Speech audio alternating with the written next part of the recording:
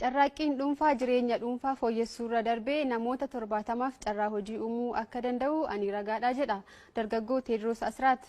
Dargaggoon kun kophee ammayyaa meediin heeban Arsii jedhu hojjechuun guyyaatti kophee 1000 oomishaadha kan inni jiru. Qaxalee godina Arsii lixaa kan ta'e Teediroos muuxannoo hojii kana eessaa argate kan jedhu irratti jireenya yaadataa turtii isa waliin taasisuun akka itti aanutti qindeesseera.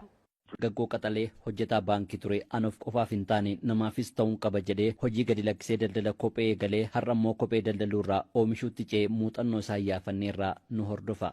Targetiin keenya biyyaaf geessuudha. Saniin booda immoo ekspoortiidha. Ekspoortii gochuu barbaanna. Kopheerra jirra ekspoortii godhuudhaaf biyyootni hedduun nu gaafataniiru. Dargaggoo Teediroos Asraat jedhama. Godina Arsii lixaa heebana Arsiitti maatii qonnaan bulaarraa dhalate. Barnoota isaa ijoollummaatti hordofuu kan himu dargaggoon kun Yuunivarsiitii Saayinsii fi Teekinooloojii Adaamaarraa muummee bulchiinsa biizinesiitiin baratee digiriin eebbifameera. Ogummaa isaa kanaanis qacaramee hojjetaa ta'ee waggaa tokkoof baankii keessa hojjeteera. Miindaa ji'aan abjuun kiyyan dhugoomtu jedhee kan amanu Teediroos maallaqa of harkaa qabutti dabalataan deeggarsa maatii isaan birrii 100 hin caalle argatee daldala kophee eegalee kophee daldalu hanga Dubaayitii deemee fidee gabaa biyya keessaatiif dhiyeessuuttis ga'e. Hojii kana waggaa 4 hojjeteera. Teediroos hojii daldala kophee kana keessatti waa hedduu argaa waan tureef nuti kan oomishame binnee gurguruu malee oomishnee gurguruu maaltu nu dhorkee xiiqiin jedhu keessa isaa bubbule. Maaliif shaamaa kana ittiin oomishnu biyya keenya